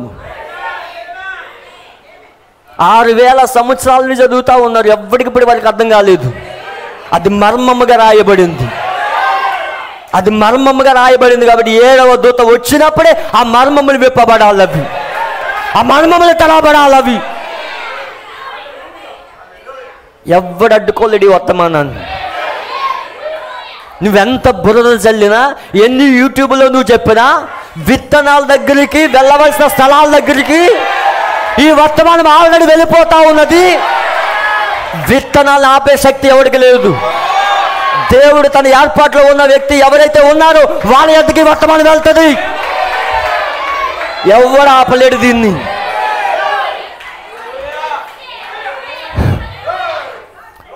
చుట్టుపక్కల వ్యాపించకుండా అడ్డుకోలేడు. ఒక సేవకుల సమావేశంలోకి వెళ్ళుచున్నాను. ఇప్పుడేంటి యూట్యూబ్లో ప్రచారం, అప్పుడు సేవకుల కూటాలు, ఇప్పుడు యూట్యూబ్లో ప్రచారాలు. ఆయన అబద్ధ ప్రవక్త. ఆయన మర్మం విప్పాడంట. మర్మం ఆయనకే తెలుసంట. అవునరా, 7వ దూతకే తెలుసు మర్మం. 7వ దూత ద్వారా రావాలి మర్మం. సేమ్ ఇప్పుడు యూట్యూబ్లో అదే జరుగుతూ ఉన్నది. నా దారికి అడ్డు తొలుగుము, నేను ప్రయాణంలో ఉన్నాను, నేను దైవజనుడిని, నా మార్గంలో అడ్డు తొలుగు. భర్తమై వెనక్కి తిరిగి వచ్చి తన రాతి మీద కూర్చున్నాడు. సూర్యాస్తమయ సమయం, కొంచెం చీకటి కమ్ముచున్నది. అతడు రాయి మీద కూర్చొని తన వస్త్రం చుట్టూ కప్పుకొనుచున్నాడు. ఓ, నా బాల్య దినముల గురించి ఆలోచించుట ఎంత అందంగా ఉన్నది. అప్పుడమ్మా, ఓ అవును, అది నా జ్ఞాపకం వస్తుంది. గొప్ప యెహోవా దేవుడు తన ప్రజలు వాగ్దాన దేశంలోకి ఎలా నడిపించాడో చెప్పిందంట. ఆ గొప్ప యెహోవా దేవుడు వీళ్ళమ్మ చిన్నప్పుడు చెప్పింది. చిన్నప్పుడు చెప్పే విషయాలు ఇతను విన్నాడు. అందుకే మన పిల్లలకి ఏం చెప్పాలి? దేవుని కార్యాలు చెప్పాలి, దేవుని యొక్క కథలు చెప్పాలి, దేవుడి యొక్క గ్రంథంలో ఉన్న ప్రవక్తల కోసం చెప్పాలి. భర్తమైకి చిన్నప్పుడు చెప్పిన కథ గుర్తుకొచ్చింది ఇప్పుడు. మరి నీ పిల్లలకి ఏం బోధిస్తా ఉన్నావు? ఏం చెప్పాలి? పరిశుద్ధ గ్రంథంలో ప్రవక్తల కోసం చెప్పాలి. సెల్ ఫోన్లో ఉన్న యాప్ల కోసం కాదు. సెల్ ఫోన్లో ఉన్న యాప్ల కోసం చెప్పడం కాదు. ఆ యాప్లు మరి యాప్స్ మీద వాళ్ళు స్టడీ చేయడం కాదు, వాక్యం పైన స్టడీ చేయాలి. గుర్తొచ్చింది దీనికి. గొప్ప యెహోవా దేవుడు తన ప్రజల వాగ్దాన దేశం నడిపించాడని చెప్పినది. ఆకాశం నుండి వారికి ఆహారం కురిపించి వారిని ఎలా పోషించాడో ఆ గొప్ప కార్యం గురించి చెప్పినది. గొప్ప గాలితో పూరేలు ఎలా రప్పించాడో, ఆయన బండ నుండి నీళ్ళు రప్పించాడు. ఓ, ఆ గొప్ప యెహోవాకి ఏమి జరిగినది? కానీ అద్భుతాలు జరుగు దినాలు గతించిపోయాయి అని యాజకులు చెప్పుచున్నారు. కాబట్టి దాని గురించి నేను ఏమీ చేయలేను. ఒకవేళ నేను ఆ దినంలో జీవించి ఉన్నట్లయితే, నేను మోసే కాలంలో ఉంటే, నేను ఏలియా కాలంలో ఉంటే, యెహోవా నిజంగా సజీవుడిగా ఉన్న దినమున నేను జీవించి ఉన్నట్లయితే, ఆయన భూమి మీద తన ప్రజలతో జీవించిన కాలంలో నేను ఉన్నట్లయితే, కానీ అవన్నీ గతించిపోయాయని వారు చెప్పుచున్నారు. దాని గురించి ఏమి చేయగలిగేది ఏమీ లేదు. అతడు అక్కడ కూర్చుని ఉన్నప్పుడు దాని గురించి ఆలోచిస్తున్నాడు. అవును, గొప్ప వీరుడని యెహోషువ నా జ్ఞాపకం వస్తున్నాడు. ఏలియా గుర్తొచ్చాడు. ఆ ఎత్తబడే స్థలంలో ఉన్నాడు. ఏలియా ఎలా ఎత్తబడ్డాడు? ఆ స్థలంలో ఉండి ఆలోచిస్తున్నాడు. ఏలియా మరి ఎలిసాలు ఉంటే నాకు స్వస్థత వచ్చేది. మళ్ళా మోసే దినాలకు వెళ్ళాడు. మోసే దినాల్లో దేవుడు ఆహారం మురిపించాడు. ఎంత అద్భుతం! ఆ దినాల్లో నేను ఉంటే యెహోవాయే దేవుడని నమ్మేవాడిని. ఇప్పుడు మళ్ళీ యెహోషువ దగ్గరికి వచ్చాడు. హల్లెలూయా! యెహోషువ నా జ్ఞాపకం వస్తున్నాడు. నా తల్లిగారు ఈ విధంగా చెప్పేది, అని ఆ పట్టణం ప్రాకారం దగ్గర మోసే స్థానంలో వచ్చిన యెహోషువ అక్కడ నిలబడి ఉన్నాడు. ఇప్పుడు పరిశుద్ధాత్మకు సాదృశ్యం. చూడండి, మోసే పిల్లలు వాగ్దాన దేశంలోకి నడిపించలేదు. అతని ద్వారా ధర్మశాస్త్రం ఇవ్వబడింది, కానీ అతడు వారిని వాగ్దాన దేశంలో ప్రవేశపెట్టలేదు. యెహోషువ వారిని లోపలికి ప్రవేశపెట్టాడు. చూసారా? ఇప్పుడు వారిని అవతలికి తీసుకువెళ్ళేది పరిశుద్ధాత్మ. క్రీస్తు మార్గమును సిద్ధపరచెను, ప్రణాళికను ధర్మశాస్త్రం అనుగ్రహించింది, కానీ పరిశుద్ధాత్మ సంఘమును వాగ్దాత దేశంలోకి అలాగే ఎత్తబాటులోనికి తీసుకుని వెళ్ళును. పరిశుద్ధాత్మ ద్వారా ఎత్తబడును.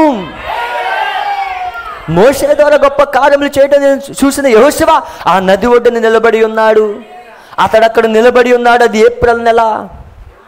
అతడు తల్లి చెప్పినది, యూదయలోని కొండల మీద నున్న మంచంతా కరిగిపోవుట యోర్దాను నిండుగా ప్రవహిస్తూ ఉన్నది. ఆ గొప్ప యోధుడని యెహోషువ అవతల ఒడ్డున నిలబడి ఉన్నాడు. అతడు దేవుని చూశాడు. ప్రజల నదిని దాటకు తమ్ముని తాము పరిశుద్ధపరచుకొని సిద్ధంగా ఉండాలని దేవుడు అతన్ని చెప్పాడు. ఎందుకనగా ఆయన యోర్దాను పాయలు చేయబోచున్నాడు. ఆ గొప్ప యోధుడని యెహోషువ ముందుగా దేవుడిని పెట్టాడు. ముందుగా యాజకులను నిబంధన మందసం పెట్టాడు. అది నిజమైన పాఠము. దాని గురించి కొంతసేపు ధ్యానించాలని కోరుచున్నాను. నువ్వు దేనినైనా చూడాలనుకుంటే ముందు దేవుని పెట్టుము. ఫస్ట్ దేవుడికి స్థానం పెట్టు, అప్పుడు దేవుడి కార్యాలు చేయడం మొదలు పెడతాడు. ఒకవేళ వైద్యుడు తన చేయగలిగినంతా తను చేశానని చెప్పినట్లయితే అతను నిజాయితీగా చెప్పాడు. ఒకవేళ అతడు చేయగలిగినంతా అయిపోయినట్లయితే ఇప్పుడు దేవుని పెట్టుము. నీ రోగములకు పరిష్కారం వైద్యుల చేతులు ఎత్తేశారు, కానీ ఏ పరిష్కారం లేదు. ఇప్పుడు దేవుని ముందు పెట్టుము. నిన్ను స్వస్థపరచువానిగా దేవుని పెట్టి అప్పుడు ఏమి జరుగుతుందో చూడుము. వైద్యుడు పరిమితులు కలవాడు. దేవుని శక్తికి పరిమితి లేదు. వైద్యుడు ఏదైనా చేయగలడు. అతడు తాను చూసిన దాన్ని బట్టి, తన అనుభూతిని బట్టి 2 జ్ఞానేంద్రుల మీద ఆధారపడి పనిచేస్తాడు. దేవుడు సమస్తము చేయగలడు. ఆయన అనంతమైన శక్తి కలిగిన వాడు. ఆయన మాట పలుకోగా అది జరుగుతున్నది. మొదట ఆయన పెట్టుము.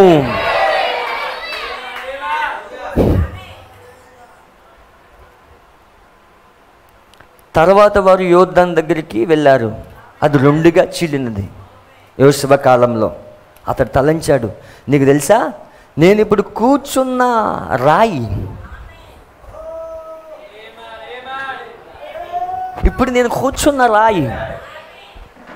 దేవుని శక్తి ఆ ప్రాకారం కదిలించి వేసినప్పుడు ఆ ప్రాకారం బద్దలైంది.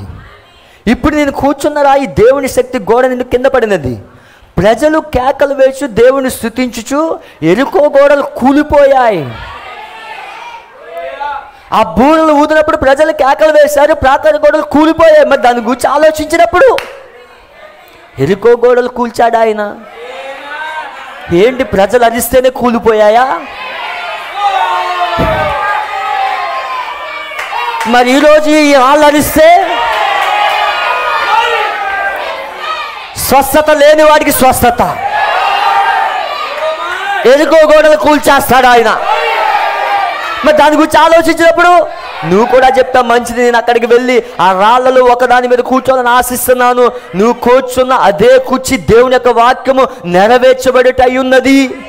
నువ్వు నడుచున్న ఈ భూమి దేవుని యొక్క వాక్యం నెరవేర్చబడుట ఉన్నది. భూమి దేవుని యొక్క వాక్యం నెరవేరుస్తుంది.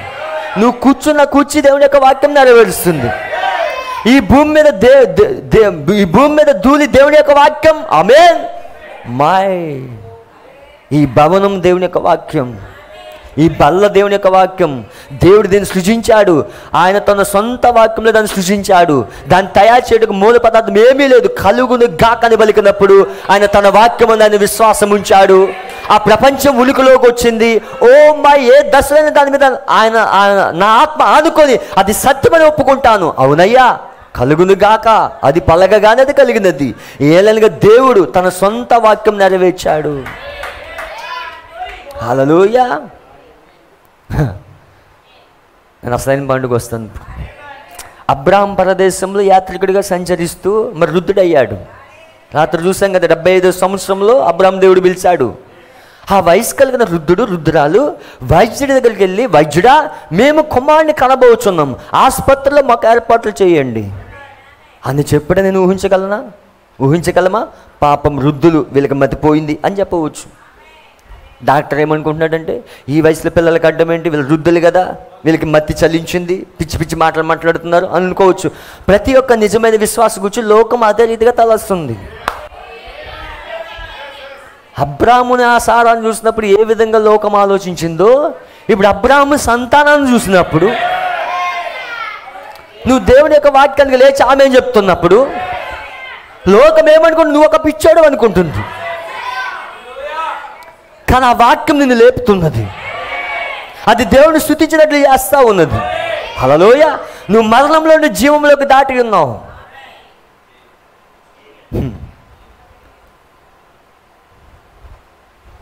చూడండి ఇక్కడ, అవును వారిలో ఏదో తప్పు ఉన్నదని తలుస్తుంది. అవును, ఏదో తప్పు జరిగినది. నువ్వు మరణం నుండి జీవనంలోకి దాటి ఉన్నావు. నువ్వు లోక కార్యం నుండి దాటిపోయి దేవుని కార్యములు విశ్వసించున్నావు. క్రైస్తవుడు కంటికి కనిపించేదాన్ని చూడడు, నీ హృదయంతో గ్రహిస్తావు. హల్లెలూయా. అతడు అదృశ్యమైన దాన్ని చూచును, అతడు కనబడని దాన్ని చూచును. నువ్వెంత మాత్రం నీ కన్నులతో చూడవు, నువ్వు హృదయంతో చూస్తావు, నువ్వు కళ్ళతో చూస్తావు, నువ్వు హృదయంతో గ్రహిస్తావు. చూచుటనగా గ్రహించుట.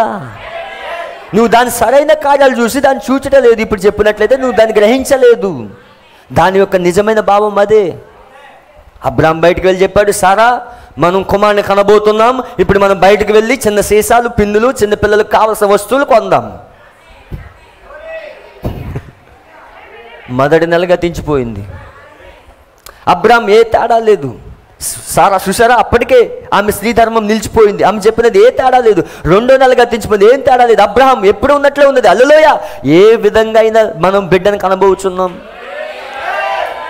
నీకు ఎలా తెలుసు? దేవుడు ఆ విధంగా చెప్పాడు. అది స్థిరపరచబడింది. 1 సంవత్సరం గతించింది. సారాలో ఏదైనా మార్పు ఉన్నదంటే ఏమీ లేదు. దేవునికి మహిమ. గత సంవత్సరంలో జరిగి ఉన్న దానికంటే ఈ సంవత్సరం జరిగితేనే అది గొప్ప అద్భుతం అవుతుంది. ఇంకొక సంవత్సరం వృద్ధులయ్యి, నాకు 76 సంవత్సరాలు, నీకు 66 సంవత్సరాలు. హల్లెలూయా. 1 సంవత్సరం ముందు కంటే ఇప్పుడు జరిగితేనే అది గొప్ప అద్భుతం అవుతుంది. ఇంకా ఏ తేడా లేదు, ఇంకా ఏ తేడా లేదు. మనం అబ్రాహాం యొక్క కుమారులుగా ఉండవలసి ఉన్నది. మనం అబ్రాహాము సంతానం. ఒకవేళ మనం ప్రార్థన చేసిన 2 నిమిషాల్లో జరగకపోయినట్లయితే, దాన్ని నేను పొందలేదని చెప్తాం. అబ్రాహాము కుమారుడు మరియు కుమార్తెగా నువ్వు చెప్పుకుంటి సాకులు. అబ్రాహాము అతడు బలహీనుడికి బదులుగా అతడు మరింత బలం పొందాడని బైబిల్ చెప్పుచున్నది. విశ్వాసంలో మరింత బలం పొందాడు. 100 సంవత్సరాలు వచ్చినా ఇంకా దేవుని స్తుతిస్తా ఉన్నాడు. దాన్ని పొందుకోబోతున్నాడు. అతడు పొందాడు.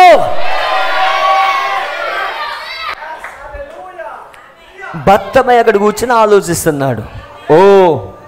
ఈ రాయి ఆ ప్రాకారంలో ఉన్నప్పుడు ప్రజలు కేకలు వేయటం వలన దేవుని శక్తి అది కింద పడినట్లయితే అది ఎంత అద్భుతమైన కార్యం, అది గొప్ప అద్భుతమైన కార్యం. ఒకవేళ యెహోషువ యోర్దాను దాటిన కాలంలో నేను జీవించి ఉంటే, నేను యెహోషువ దగ్గరికి వెళ్ళి పరిగెత్తుకెళ్ళి, యెహోషువ గొప్ప దేవుని యోధుడా, నువ్వు దైవజనుడు అని నేను ఎరుగుదును, దేవుడిని పిలిచాడు, నువ్వు గొప్ప వ్యక్తివి, యెహోషువ నా కళ్ళ నిమిత్తం ప్రార్థించుము. నువ్వు నా కన్నుల కొరకు ప్రార్థించినట్లయితే నేను మళ్ళా చూస్తానని నాకు తెలుసు. అయ్యో, కానీ అద్భుతాలు జరిగే దినాలు గతించిపోయాయి అని సంఘం చెప్తున్నది. ఇంకా అవి జరగవు. దేవుడు ఇంకెన్నడూ స్వస్థపరచడు, ఆయన ఇంక అద్భుతములు చేయడు, ఆయన కేవలం దేవుడు. మనం చక్కటి విద్య అభ్యసించి ప్రజలతో ఎలా మాట్లాడాలో తెలుసుకుని ఆమేన్ అని అందముగా చెప్పుచు. ఆమేన్ కూడా అందంగా చెప్తారు.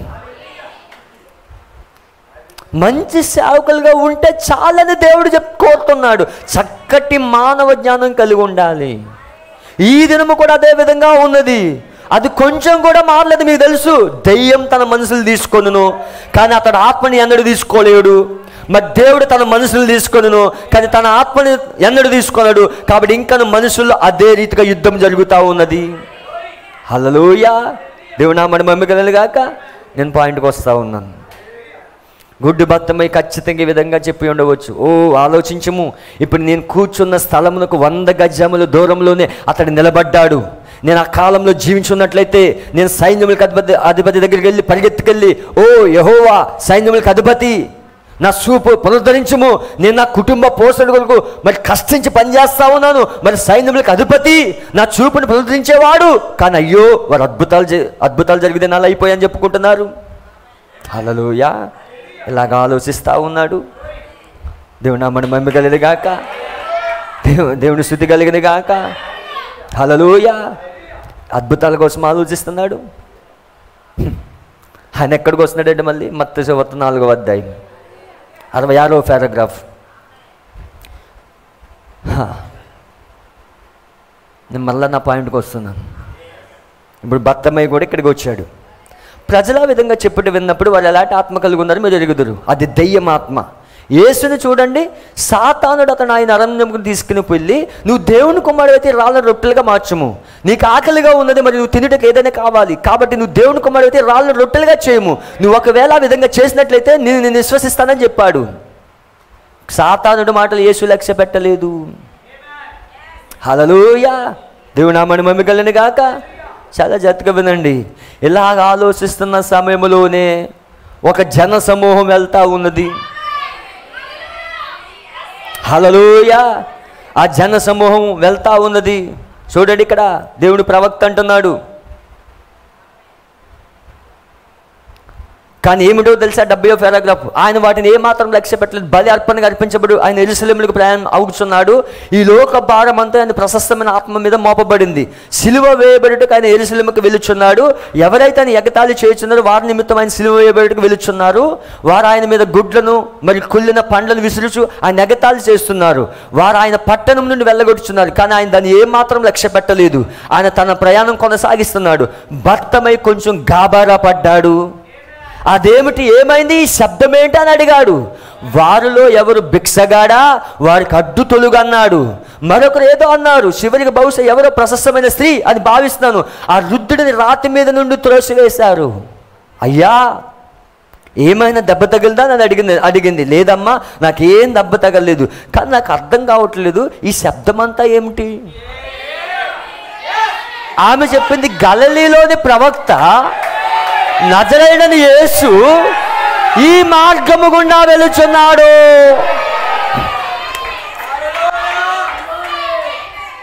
అబ్రాహాం కోసం ఆలోచిస్తున్నాడు, మోసే దినాల కోసం ఆలోచిస్తున్నాడు, ఎలీషా దినాల కోసం ఆలోచిస్తున్నాడు, యెహోషువ దినాల కోసం ఆలోచిస్తున్నాడు. ఏదైతే నెమరు వేస్తా ఉన్నాడో, ఏదైతే ఆలోచిస్తా ఉన్నాడో, ఇప్పుడు ఆ దేవుడు ఆ మార్గము గుండా బయలుదేరాడు. ఇప్పుడు నువ్వు ఎప్పుడైనా దేవుడి కోసం ఆలోచించినప్పుడు ఆయన ప్రసన్నత అక్కడ ఉండడం, ఆయన సన్నిధి అక్కడ ఉండడం నువ్వు చూడగలుగుతావు. నా ప్రియమైన సోదరుడా, నువ్వు దేవుడి కోసం ఎక్కువ ఆలోచిస్తే దేవుడు ప్రత్యక్షమవుతాడు. గుడ్డు బత్తలేమో ఆలోచిస్తూ ఉన్నాడు, కార్యాల కోసం ఆలోచిస్తూ ఉన్నాడు. నేను అబ్రాహాము దినాలు ఉంటే, నేను మోసే దినాలు ఉంటే, నేను ఏలియా దినాలు ఉంటే, నేను యోషువ దినాలు ఉంటే వాళ్ళు అడిగేవాడిని, నాకు చూపు కావాలని, నాకు స్వస్థత కావాలని, నాకు గుడ్డితనం పోవాలని. కానీ ఆ గుడ్డితనం తీసేసే ఆయన మార్గము గుండా వెళ్తున్నాడు. చాలా మంచిదమ్మా. ఆమె ఖచ్చితంగా యేసుక్రీస్తు శిష్యురాలై ఉన్నది. 71వ పారాగ్రాఫ్. ఎందుకనగా యేసును వెంబడించి వారు ఎల్లప్పుడూ ఇతరుల విషయంలో దయ కలిగి ఉంటారు. ఎవరైనా ఇతరులకు సహాయం చేయడం ప్రయత్నిస్తారు, యేసును వెంబడించిన వారు అందరూ అదే విధంగా ప్రవర్తిస్తారు. ఎవరైనా ముసలివారు రోడ్డు దాటిలోకి ఇబ్బంది పడుచున్నట్లయితే యేసు శిష్యుడు అదే రీతిగా నిలబడడు కానీ వెళ్ళి వారికి సహాయం చేస్తాడు. ఎవరైనా వృద్ధులు కిరాణా సామాన్లు తీసుకుని వెళ్ళుటకు ఇబ్బంది పడితే యేసు శిష్యులు వాటిని ఇంటికి చేర్చుటకు సహాయం చేస్తాడు. ఎవరైనా అవసరతలో ఉన్న వారికి కనిపిస్తే వారికి సహాయం చేస్తారు. యేసు శిష్యులు ఆ విధంగా చేస్తారు. వారు ఎల్లప్పుడూ దయ కలిగి సున్నిత హృదయముతో ఇతరుల ఎడల జాలి కలిగి ఉంటారు. అప్పుడు యేసుని వెంబడించి ఆమె చెప్పినది, ఎందుకయ్యా ప్రవక్తల గురించి నీకు తెలియదా? అతడు చెప్పాడు, మంచి నేను ఇక్కడ కూర్చుని ప్రవక్తలు చేసిన కార్యాల గురించి తల ఉంచుచున్నాను. నా తల్లి నాకు ప్రవక్తల గురించి అనేక విషయాలు బోధించింది. అయితే మెస్సయ్య రావాల్సిందని నీకు తెలిసి ఉండాలి. ఓ అవును అవును, మెస్సయ్య వస్తాడని మనకు తెలుసు. ఏలేనుగా మన దేవుడని యెహోవా తన వంటి ఒక ప్రవక్తను లేపునని మోసే ప్రవచించాడు. ఆయన మాటని వినని ప్రతివాడు తన ప్రజల్లోకి కొట్టివేయబడును. ఆయన ఒక గొప్ప ప్రవక్తగా వస్తాడు. ఆమె చెప్పినది, మంచిది అయ్యా, ఈయనే ఆ ప్రవక్త. ఎందుకని ప్రజలు చూసి వారి తలంపుల ఆలోచనలకు ఆయన వివేచించును. వారి హృదయాంతరంగంలో విషయాలు ఆయన వారికి చెప్పుచున్నాడు. వారు చేసిన కార్యములు, చేయబోయే కార్యములు ఆయన చెప్పుచున్నాడు. ప్రతిసారి అవి ఖచ్చితంగా సత్యమే. ఓ అంటే ఇప్పుడు వస్తున్నది ఆయనేనా?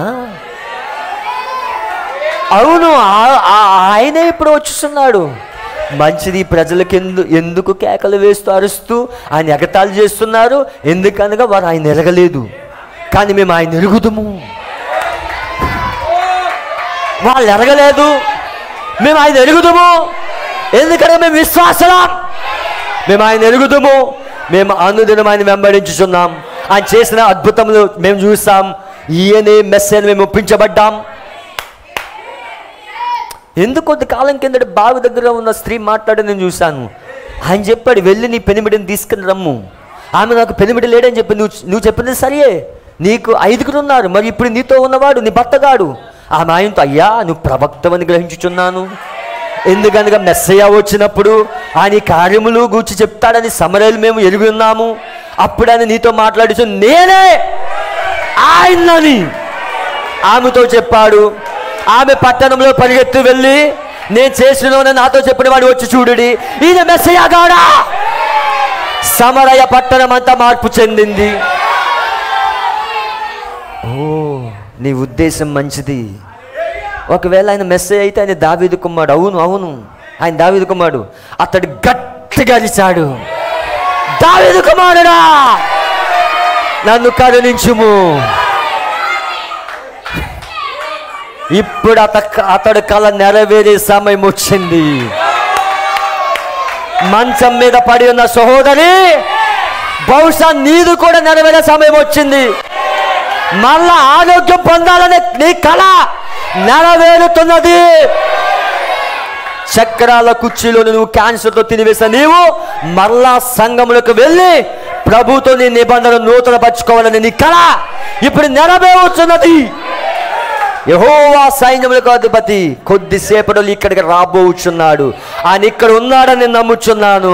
దావీదు కుమారుడా నన్ను కరుణింపుము, నన్ను కరుణింపుము. అక్షరాలు ఆయన ఆ మాటలు వినలేకపోయాడు. ఆయన రోడ్డు మీద నడుస్తూ ఉన్నాడు. ఆయన చుట్టూ 100 మంది ప్రజలు ఉన్నారు. తలా ఒకడు మాట్లాడుచున్నారు. అతడు తన పాత వస్త్రము పారవేసి బిగ్గరగా అరుస్తున్నాడు, ఓ యేసు దావీదు కుమారుడా నన్ను కరుణించుము. బహుశా ఈ విధంగా చిన్న పని చేశాడు అనుకుందాం. బహుశా అతడు హృదయంలో ఈ విధంగా తలంచాడు ఊహిస్తున్నాను. ఒకవేళ ఆయన దావీదు కుమారుడు అయితే నేను ఇక్కడ నిలబడి యెహోవాకు మొర పెడతాను, యెహోవా ఆయనతో మాట్లాడును. అది నిజం. యెహోవాయే ఆయన ఆపగలడు. ఎందుకని కానీ నాకు స్థితి తెలుసు. ఆయన చూడాలని ఎంతో కాలం ఇక్కడ కూర్చుని ఉన్నాను. నువ్వు దేవుడిని నీ సమీపంగా తీసుకుని రావాలంటే నీవా విధంగా చేయవలసి ఉన్నది. గుడ్డి బత్తలమే ఏదైతే చేశాడో అదే నువ్వు చెయ్యాలి. ఇప్పుడు దావీదు కుమారుడు నరిచినప్పుడు సృష్టికర్త ఆగిపోయాడు. యెహోషువ సూర్యుడిని ఆపితే, చంద్రుని ఆపితే, మోసే ఎర్ర సముద్రాన్ని పాయలు చేస్తే, కానీ గుడ్డి బత్తలోమై సృష్టికర్తను ఆపాడు. అక్కడ గుడ్డి బత్తలోమై కేకకి సృష్టికర్త ఆగిపోయాడు. ఈరోజు కూడా నీవు కూడా ఆయన గురించి తలపోస్తున్నప్పుడు, ఆయన ప్రవక్తలు చేసిన కార్యాలు తలపోస్తున్నప్పుడు దేవుడు నీ ముందు ప్రత్యక్షమవుతాడు. దేవుడు నీ ముందు ప్రత్యక్షమవుతాడు. ఆయన ఇప్పుడు ఇక్కడ ఉన్నాడని నమ్ముతున్నావా? గుడ్డు బట్టలు మరి తలపోస్తూ ఉన్నప్పుడు ఆయన ఆ మార్గం గుండా వెళ్తూ ఉన్నాడు. ఈ ఉదయం ఆయన ఈ మార్గంలో ఉన్నాడని నమ్ముతున్నావా? నువ్వు నమ్మగలిగితే నీకు స్వస్థత. నువ్వు విశ్వసిస్తే ఆయన ఏదైనా చేయగలదు. ఉదయం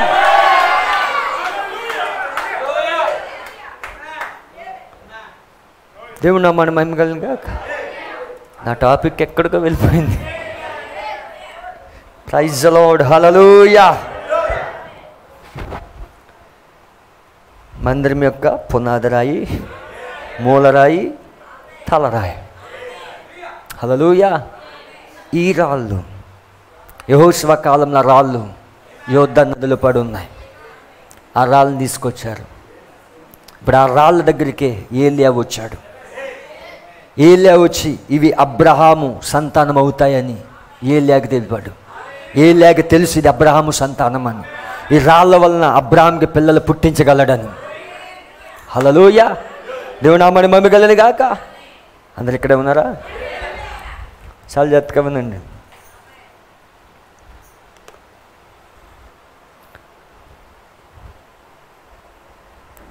చాలా జాగ్రత్తగా వినండి. ఇక్కడ ఈ రాళ్ళ యొక్క ప్రత్యక్షత ఏలియాకి ఇవ్వబడింది. ఏలియా రాళ్ళ కోసం ప్రవచిస్తూ ఉన్నాడు. ఈ రాళ్ళు ఎక్కడుందంటే పర్వతం పైన ఉన్నాయి. ఇప్పుడు యోర్దానులో ఉన్నాయి. యోర్దానులో ఉన్న పడిన రాళ్ళని ఏలియా వచ్చి దాన్ని ముసుగుదీశాడు. ఆ రాళ్ళ యొక్క ముసుగుదీశాడు. ఇప్పుడు ఆ రాళ్ళు ఏమున్నాయో బయలుపరిచాడు. అందుకే యేసు రొట్టెలగునట్లు ఆజ్ఞాపించమన్నప్పుడు సాతానుడు వచ్చి మరి యేసు ఆజ్ఞాపించలేదు. రొట్టెలయ్యే కాలం ఇది. ఆ రాళ్ళు రొట్టెలయ్యే కాలం ఇది. ఇప్పుడు యేసు ఎలాగైతే బండగా పాత నిబంధనలో ఉన్నాడో, ఆయన ఎలాగైతే 2 కాళ్ళు 2 చేతులు కలిగి నడుస్తూ ఉన్నాడో, ఇప్పుడు ఆ పడున్న రాళ్ళు ఇప్పుడు శరీరాన్ని ధరించుకుని భూమిపైన నడుస్తూ ఉన్నాయి. ఈ రాళ్ళు భూమిపైన సంచరిస్తూ ఉన్నాయి. ఈ రాళ్ళు. హల్లెలూయా. అందుకే దేవుడు పాత నిబంధనలను చూపించుకుంటూ వస్తున్నాడు. దూతల కాలంలోకి వెళ్ళాడు ఆయన. ప్రవక్త హెజ్కేలు దూతల కాలంలోకి వెళ్ళి ఆ రాళ్ళ కోసం చెప్తున్నాడు. ఎందుకంటే ఆ రాళ్ళలో నీళ్ళు ఉన్నాయని చూసాం, వాక్యం ఉందని చూసాం, ఆ రాళ్ళు నూనె ఉన్నదని చూసాం, ఆ రాళ్ళకి అగ్ని ఉన్నదని చూసాం. హల్లెలూయా. అయితే ఇప్పుడు గమనించినట్లయితే మరి మోషే కాలంలో మందిరం చూసినట్లయితే చాలా జాగ్రత్తగా వినండి. హల్లెలూయా. మోషే కాలంలో మందిరం. దానికంటే ముందు హానోకి వెళ్దాం. దేవుడు ఆకాశంలో బైబిల్ రాశాడు. ఆ బైబిల్ రాసుల్లో పెట్టాడు ఆయన. ఇప్పుడు దాన్ని ఆ యొక్క పిరమిడ్లో పెట్టాడు. ఇప్పుడు హల్లెలూయా.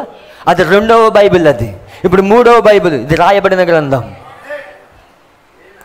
ఇప్పుడు హానోకు పిరమిడ్ కడుతున్నప్పుడు ఆ రాళ్ళు అణుశక్తి ద్వారా ఆ పిరమిడ్లో చేర్చబడ్డాయి. అణుశక్తి ఉపయోగించి ఆ రాళ్ళని ఎక్కడ తీసుకెళ్లారంటే ఆ పిరమిడ్లోకి తీసుకెళ్లారు. ఇప్పుడు ఆ రాళ్ళు ఎవరో కాదు, మనమై ఉన్నాం. హల్లెలూయా. అలాగే మోషే కాలంలో మందిరం కట్టినప్పుడు ఆ మందిరంలో సేవ నియమాలు పెట్టినప్పుడు ప్రధాన యాజకుడు ఆ స్థలంలోకి వెళ్ళేటప్పుడు ఒక ప్రత్యేకమైన డ్రెస్ వేసుకుంటాడు. ఆ ప్రత్యేకమైన డ్రెస్ వేసుకున్నప్పుడు అక్కడ ఎఫోదు ధరిస్తాడు. ఆ ఎఫోదు పైన ఏముంటాయంటే 12 రాళ్ళు ఉంటాయి.